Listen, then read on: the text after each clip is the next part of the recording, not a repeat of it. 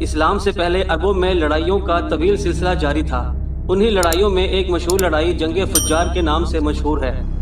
عرب کے لوگ ذوالقعدہ، ذوالحج، محرم اور رجب ان 4 مہینوں کا بے حد احترام کرتے تھے اور ان مہینوں میں لڑائی کرنے کو گناہ جانتے تھے، یہاں تک کہ عام طور پر ان مہینوں میں لوگ تلواروں کو نیام میں ہی رکھتے تھے اور نیزوں کی برچیاں بھی اتار دیتے تھے۔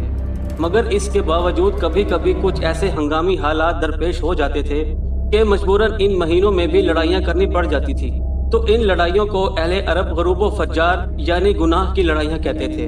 سب سے آخری جنگ فجار جو قریش اور قیس کے قبیلوں کے درمیان ہوئی، اس وقت آپ صلی اللہ علیہ وآلہ وسلم کی عمر 20 برس تھی۔